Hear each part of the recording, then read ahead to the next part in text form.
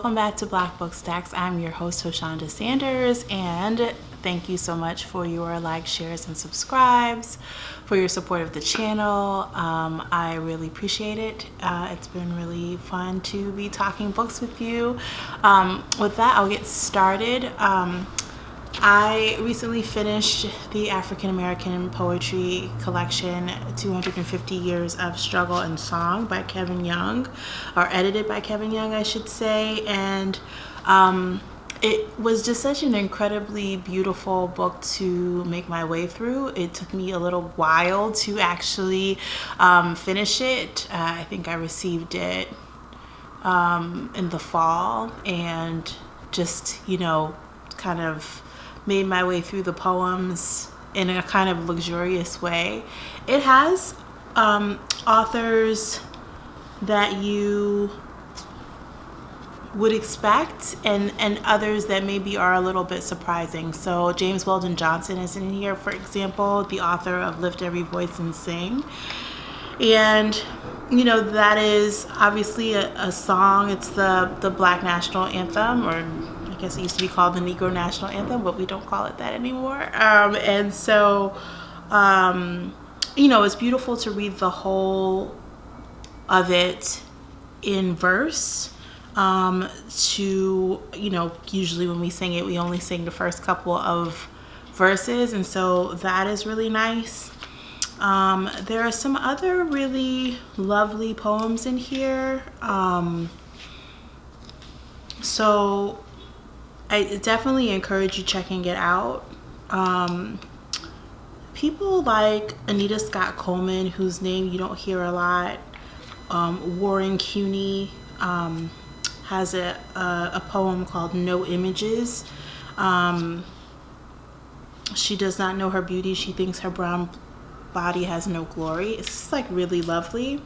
And then of course there are more contemporary poets that you may have familiarity with, like Etheridge Knight, who I remember his poem The Idea of Ancestry is in this collection, and I was familiar with it only because of listening to Michelle Ndegeocello on one of her albums. I forget which one. You hear the voice of Etheridge Knight reciting this poem, and so I was like, oh, this looks really familiar to me. I don't think I've ever read it. And then I realized, oh, I actually had heard it. And so that's one of the things that I think is the most beautiful about the anthology, actually, is that there is this in the foreword, or the introduction, Kevin Young talks about the vernacular over the years, and I think that this collection that he's edited is a really wonderful introduction and sampling of the way our vernacular as a people has really shifted and transformed across the decades. Another thing I was really inspired by, I think, reading this, especially during the time when I was reading it, is that, I'm a big fan of Elizabeth Alexander, and, her poem, Praise Song for the Day, is also included here, along with some other, more contemporary poets, like Tracy K. Smith and, Tony Medina. Aja Monet is in here. There's just a long list. Margaret Walker. But to be thinking about what Elizabeth Alexander did and created right after Amanda Gorman's amazing performance during the inauguration of President Biden was really lovely as well. So I think it's a really rich anthology. I think it's kind of timeless in that way, which is, I think, really also kind of difficult to do. Obviously Kevin Young is pretty skilled at that, as poetry editor at the New Yorker, and a poet in his own right, obviously, and So it's not surprising that that the collection would have that resonance. But I think especially, you know, if you're watching this during Black History Month, or if you happen to be watching it at another time,